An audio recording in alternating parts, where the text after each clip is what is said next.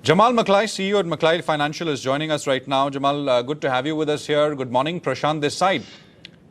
Are you as excited as some others are who've been on our show over the last many days, talking about a new bull market, multi-year bull market where prices will multiply, etc., etc.? Or are you a little more circumspect, a little more cautious?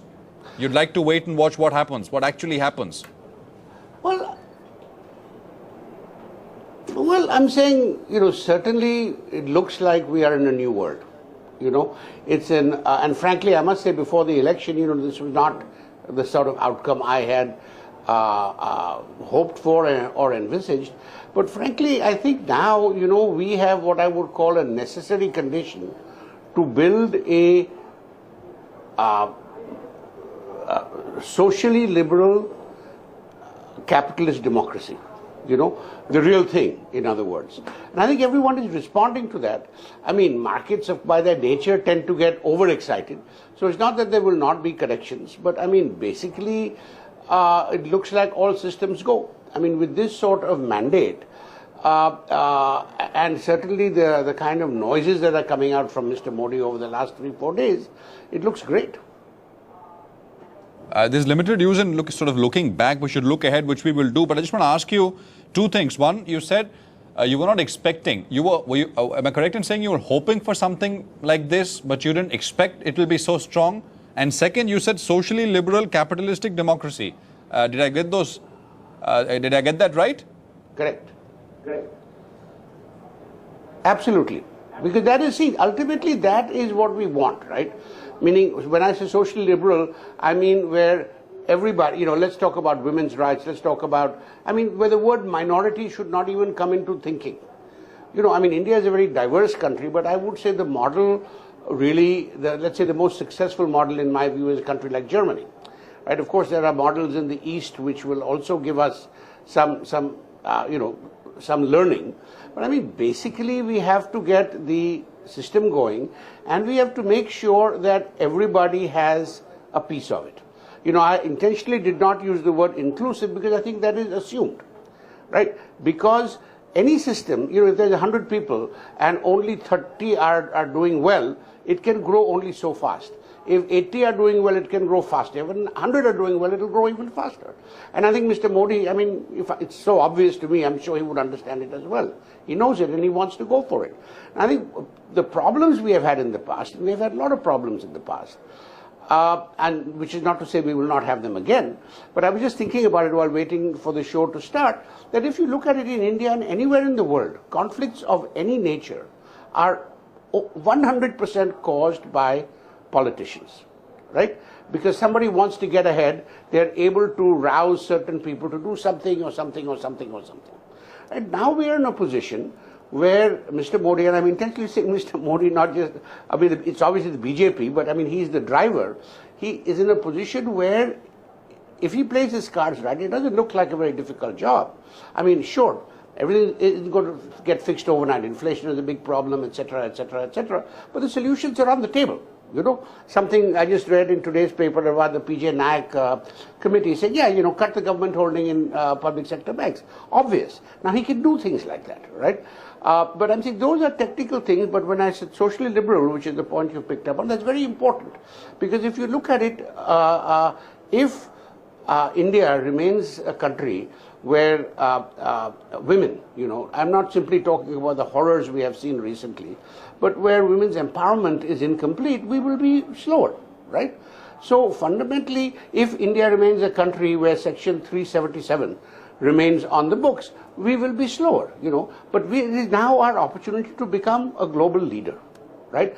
Not in GDP per capita, that will be a long ways. But if we can really accelerate this move, and again, as I said, it's no rocket science. You just have to get as I said, the necessary condition is in place.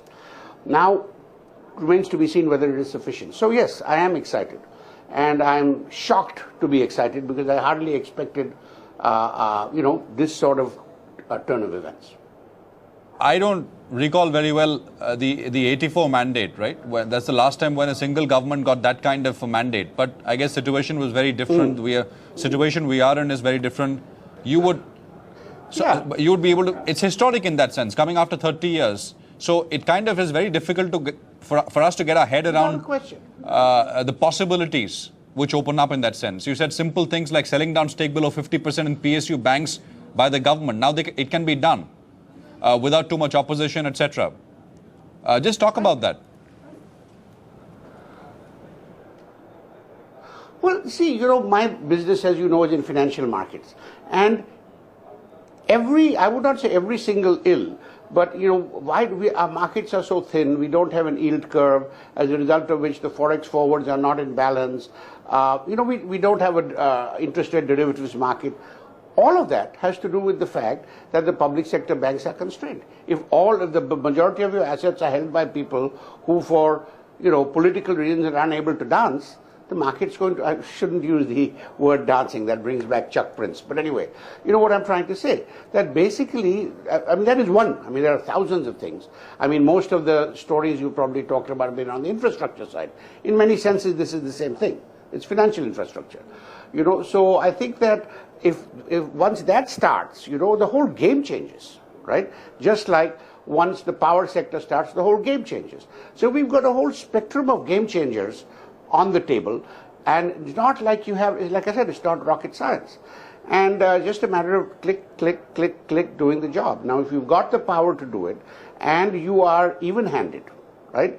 See, one of the problems with past governments has been that they have not been even-handed. Why? Because they're favoring X or Y or Z, because they're getting cash from X or Y or Z. Now, today you don't need to fool with any of that, right? So that is that is why, and I'll tell you, today in the lift coming up to the office, I met this guy in the building, and we were talking. He said, "What is that?" I said, "Well, it looks pretty good." And I said, "Well, provided they do." He said, "I think they will. We must be optimistic." And that's certainly always been my belief, that if you have a choice of being positive or negative, hey, it's more fun to be positive. So I think everyone in India today seems to be feeling that way. There are people who are still very nervous, but that is what I mean, that the government needs to sort of really reach out in structural ways, if you will, to the people who are nervous, right? Because you want to get everybody behind, everybody in line. And I think we can, Because again, like I said, all the negativity is only caused by politicians jockeying around. Today, nobody's jockeying around, they got no chance. Yeah. No, I don't know if you heard Mr. Modi's speech yesterday when he was elected to head the BJP parliamentary board. It was an emotional speech, and he, most of his speeches almost seem like he wants to be remembered as somebody who actually changed the economic landscape of the country, and that can't be a bad thing, right? He wants to leave behind that legacy. Yesterday also in that speech he said, exactly 5 years later when we talk, I want to give you a report card of what we've been able to achieve. In fact, I didn't see it, but I read about it in the papers. I was actually overseas when the results came out. And I remember waking up in the morning, I was in London, and, hearing the news, and I thought to myself that, see, look, hey, whatever you think of the guy personally or whatever, there's no question, he's amazing, he's come to this point. Today, what could he possibly want, right? To my mind, he would want to leave a legacy that shows that he was a great man, right? And the only way he can do that is to actually do the right thing in every vertical, and which is really to build India. And he has shown that, everyone says he's authoritarian, etc., etc. TK, maan liya. But you get the job done and you do it fairly, baby, I'm with you. Let's have a drink. So let's just get back to what this means for the financial markets, right?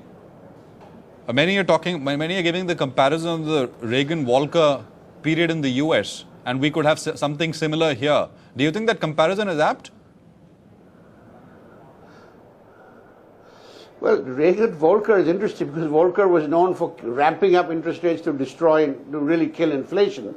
See, I think the US is not, I think basically the nature of financial markets is to run ahead of themselves. Everybody's talking about, the Sensex at 28,000 at the end of the year.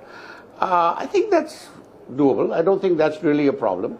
But, nothing certainly not any market, goes in one direction forever. And generally what happens when people get very excited, it goes really out of whack, and then you have a big crash and you go back. But I'm saying if you're looking 2 years, 3 years, 5 years, this is the time to buy India. There is no question about that. I mean, if you were really smart or hopeful or whatever, 6 months ago, but 6 months ago nobody was touching India. Right? Now what is going to happen is people who missed that boat are going to come running. Foreigners who were able to bring in their dollars at 64, 65 rupees, more of them going to come in at 58, 59 rupees. So there will be things will get overdone. I mean, that's the nature of the beast. In many ways, that's why I'm in business. Because things go one way like crazy and they come back, I mean, if you look at even 6 months ago, nobody was talking about 55 to the rupee, right? Today, the people are talking about it all the time, right? So that's the nature of markets. They reflect things, but they tend to over-reflect. So now today, for example, if you talk to anybody about, hey, be careful, when one of the things I've learned from many, many years in markets is that when everything is pointing in one direction, the biggest risk is that things turn the other way. Something crazy happens, which you can't even imagine. So you've got to, when everyone gets in line, while it's great, as I was saying, to move the horse forward, it's dangerous in markets. So in markets, you've got to be cautious. You need to, of course you should buy today, but don't put all your eggs in one basket. Buy with stops and keep going on. That's what I'm doing. Yeah. So we've got a stable, strong government for the next 5 years. I want to ask you, and I think we should believe that there's no reason why Mr. Modi will not want to leave a strong legacy, and that can, as you said, can only be done if he changes and revives the economy, manufacturing, jobs, right? I mean, those are essentially why they've got such a strong mandate. But just to be a little skeptical, can it be done as strongly as people are expecting? Or it's entirely possible. See, first thing you said is we've got a strong, stable government. See, you said we've got a... Sorry, go ahead, finish your question. No, so please go ahead. Go ahead. I got my question through. Please respond. Yeah. See, first thing you said is, all right, what you said is that, we've got a strong, stable government for 5 years. Baby, we have not even got a government for 4 days, right? He will be sworn in as Prime Minister 4 days or whatever. So I'm saying, look, you've read recently about that book, The Black Swan. Anything can happen, right? He can get a heart attack, right? I don't think so, and I pray he doesn't, right? So you can never say this is it, right? I mean, it looks like it. It looks like we're on the right track.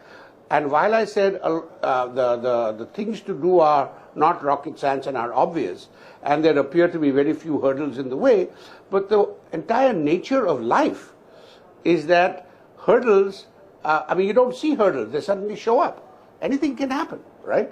So I'm saying you can't put all your eggs in one basket, but certainly there's a lot of optimism, and the more people that join in, the better it will be, but also the more crazy, meaning the more volatile it will be, which I'm delighted about because volatility is good for my business, right? So I'm saying, I think, I'm optimistic, but as always, I'm thinking, my God, today is only the, 21st of May. We've got a long ways to go. No, I take your point completely that anything can happen, right? That's a fact of life. So there is knowable, there is unknowable, right? So there are a lot of things which are not knowable right now. Right. Known, so unknown, we have to live with. Yeah. No, Right. but with going just with what is knowable right now, assuming that you've got a government in place for the next 5 years with the kind of mandate they have, my question is, can inflation be brought under control very quickly? I mean, I say quickly, not the next few months, but in the next year and a half. Can growth and manufacturing be revived hugely? Because that manufacturing will have to be brought back. Only that can provide the number of jobs we need every year for the workforce, which is coming around. No question. See, all those things can be done. Some of the issues that that could slow things down and possibly even derail things could be a major global explosion.